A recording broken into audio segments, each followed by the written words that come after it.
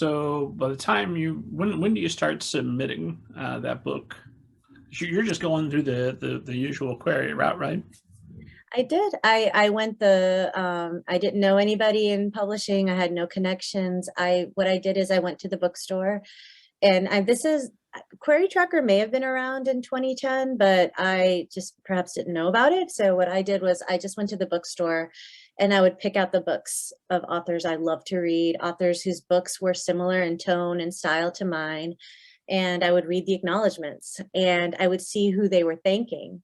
And, if they like their agent, they're going to probably thank their agent. And so I started making a list of all the agents that were thanked and then looking up their, if they're open for submissions, what their policies were. And from there, I made my list of who to query. And yep, it was a slush pile. I was found in a slush pile, like so many authors have been. 2010, everything runs together for me now. I can't remember. Were we doing paper queries by mail at that point, or was it email?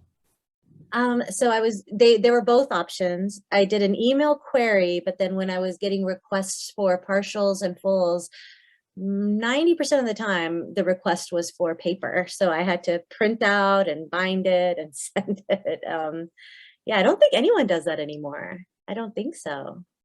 Yeah, no, I've still got a packet of a special high grade paper that was specifically for when somebody requested a submission. And, oh, this paper, when you feel it, it's quality. Exactly. Yes, I did the same thing. I sure did. I probably still have it here somewhere. Some of it, yeah.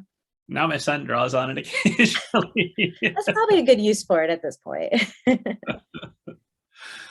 So you're out on submission. How long does it take you to find your agent? Faye Bender, I know, is your agent now. Is that who you connect with? No, Faye's been my agent for about a year now. I love her. She's wonderful. My first agent though was her name was Natalie Lacasille, and she was at Sandra Dykstra Literary Agency because Sandra Dykstra published a lot of diverse titles. And so I felt like my book would have a good home there. And that was the #1 agency on my list. And so when they made an offer pretty quickly, I was completely overjoyed, and that was incredible. And that part went so well that I thought, okay, well, and then she's going to send it off and it's going to get published, and the rest is history. But the rest of the process didn't work so easily. Once she had a chance to read it and we revised it a little bit, she sent it off, and it was pretty much rejections, which that's part of the game when you're trying to get out there. And so, I kind of expected that. And after one round, Natalie actually left the agency. And so her junior agent, Taylor Martindale, took over for her and became my agent there. And so she loved the story too. She believed in it, and we continued to send it out. But 2 years went by and every single response was pretty much a no. And, it was really disheartening, of course, to get rejected, but some of the reasons for the rejections were what really hurt. Like, for example, some editors said, I already have another Indian author on my list, which, first of all, I'm not Indian, I'm Pakistani American, but also, why is one, like, is there a quota, because yeah, that was really frustrating. I would get, this is not a mainstream book. Or books like these don't sell. And, if I was getting feedback like, you need to fix this character or you need to up the pacing, those are things I can work with, but I can't do anything about the fact that an editor has, they have one Indian author on their list. I can't fight that. And so it was really, really disheartening. But as we know, the story had a happy ending. And, we found, Taylor's queried it. It was on the last round of queries because it had been about 2 years. And she sent it to Nancy Paulson at Penguin, and she fell in love with it. And it was, it was a dream come true because it truly was the end of the road for that book. I was already working on others. I wasn't giving up, but it seemed to be the end of the road for this story. And luckily she scooped it up. So I feel really grateful. And there's a story I do tell people sometimes that by then I had he was 2.5 years old by the time the book sold, my oldest son. And so when I took the call from Nancy, she wanted to have a chat with me before she bought the book to make sure we had the same vision. And I took the call in the basement. My husband was watching the kids upstairs, and then I emerged from the basement and I'm shaking and I'm like, Penguin wants my book. Penguin wants my book. And we were so happy. And then later, a few weeks later, I heard my son at a play date, and he was talking to his friend, and he's like, so no human wanted to publish Mama's book, so a penguin bought it. And I was like, wow, this poor child. He's been watching my journey, and now he's like, wow, she stooped to the animal kingdom for publication. So he was really disappointed when he met Nancy and was like, that is not a penguin. So, yeah. Well, based on some of the responses you described, it sounds like penguins might have done a better job than some of the other. Yeah, exactly. Well, it just shows you the sign of the times. As you said, 2010s when you're getting started with the queries. I like to think that there's not an editor who would be dumb enough now to put in writing, we already have one Indian author. They might come up with some other. You have to read more closely to see what it is that they're saying. But hopefully we're at least at a point where they wouldn't explicitly state that. It's hard to imagine that now. And it's hard to imagine that it was so recent that was said. It was, 2010 is a ways away, but not that far back in the past. But I think a lot has changed, and that's wonderful. That's absolutely wonderful. Well, part of the reason it changed, of course, is because We Need Diverse Books became such a huge success. So how do you get involved with them and in the founding of them? So I was so excited to have my book deal and that the book was finally coming out. My dream was coming true. And I was talking to my agent, Taylor, who was my agent at that time. And she said, I said, oh, okay, who's my publicist going to be? Is there going to be a tour? How does this all work? And she was tempering my expectations. And she said, listen, we're really happy for you with this book, but it's a quiet book. And so you'll have a publicist, you might not ever talk to them. They're going to do stuff for you, but I don't know about a tour or anything. Like, this is a quiet book. And I'd never heard that term before. And so I went and down the Google rabbit hole and started looking up, what does that mean? And of course, everything I found was depressing, because quiet book, from what I had read at that time, meant that a book that's pretty much not expected to do well. It's just going to be kind of niche. And so that really depressed me. And then I found Ellen O's website, and she was, who's a middle grade and young adult author. And she had all these statistics on her website about, excuse me, she had all these different links and graphics about the state of diversity in children's literature. She had compiled them, and about how few diverse books were published every year, and how they did in the marketplace, and how much support they received, and how many books by BIPOC creators are reviewed in the New York Times, and the numbers were abysmal. And so I started understanding that, okay, so just because I have a book coming out, if it's not going to get the support from publishers, if it's not going to be put out there, then I have no chance. This will be my first book and my last book. And so, reading all those articles that she had compiled, it was really depressing. But it was good to know. So I went on Twitter right after reading all of these, and I wanted to find her and thank her for having all that information. And I just so happened to stumble upon a conversation that was happening about BookCon, which I don't believe it's around anymore. Hopefully it comes back in another form at some point. But at that time, it was a very big, consumer-oriented convention, and celebrity authors would come, like people from all over, and attend it. And they were having a panel for children's literature that was all white and all male, I believe. That's my recollection. And there was a huge uproar, and Twitter was all talking about it. And so I happened to just join in to thank Ellen right as these conversations were happening. So we joined in on the conversation. We started talking about how it's so frustrating that diverse books don't get the attention they need.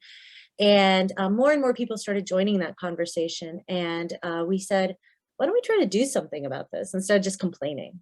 So we said, let's take it offline, so to speak. And we got email addresses and we started talking. We said, how about we do a hashtag, we need diverse books. And we ask all our friends, publishing insiders, authors, to share on a white piece of paper, we need diverse books because, and share.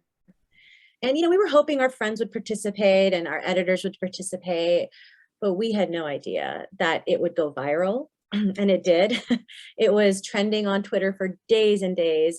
We had thousands of tweets from all around the world, except for Antarctica. Every continent was participating, and PR picked it up, like all these different outlets. It was incredible. The outpouring of people saying, yes, we need diverse books. We want these books supported. And excuse me. And so we were really excited. It was amazing.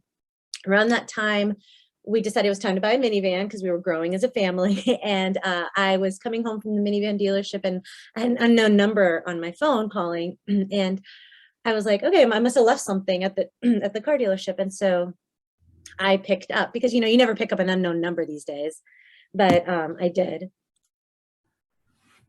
And so it was actually somebody from BookCon who I'd been talking to earlier in the day, and they'd reached out and they called me because they said that, look, we're following the conversation and we hear you and we do need diverse books. And do you want to all come to BookCon? We'll set aside a room for you. Let's continue this conversation at BookCon. And I was stunned. And I really respect them for this, because they could have blocked us, been like, oh, we're not, we don't care. We're just going to block you out, not listen to you, get defensive, but they heard us. And so we all talked about it and we were like, okay, I'm not published yet. Most of us, we're not very well known in the world. And we're like, we're going to go to this, and who's going to show up? Like Mindy Kaling's going to be there, like all these celebrities, who's going to come? But we said, we've been given this opportunity, let's go. So we did. We went to BookCon, and we were overwhelmed by the support. The room was standing room only. They had to push people, like they had to turn people away. And it was just industry, publishing industry people. There were readers, there were authors, and it was so incredible. And that's when we realized that we couldn't just be a hashtag and be done. We needed to make this a lasting thing. And I do really want to point out, it's really important for me to point out that we became a nonprofit and we do lots of initiatives now for, diverse causes and diverse authors, but we're not the first and we're not the last. Like, we are building on the works of so many other people, like Walter Dean Myers, Jacqueline Woodson has spoken about this. So many others have been doing the work, Lee and Lowe, to try to bring more diversity into publishing. We were just one in that long line of people working on this. And so I am no longer on the board, but I'm a big supporter of We Need Diverse Books and everything that they do. And I definitely encourage anyone who's listening who hasn't heard about them to definitely check them out, because there's writing scholarship opportunities that you can get if you just need a little bit of financial help to get you over the hurdle to finish your book. They have publishing opportunities to do internships that they will help fund with you. So lots of great opportunities there. I'm assuming that everyone who's listening to us and who is enraged by those non-Penguin editors who wrote you those rejections, and they want to get involved. I'm assuming if they go to weneeddiversebooks.com, there's opportunities to donate, to volunteer, and to do other things. Absolutely, opportunities to volunteer, opportunities to donate, and opportunities to get back. There's so many things there, like mentorships to get you in. One of our first writer grant recipients was Angie C. Thomas, of the author of The Hate U Give. And I remember, I think she said that she got a new laptop with her grant that she really needed. She sent a picture of her taped up laptop that she had until then. And so, absolutely volunteer, donate, and participate and apply.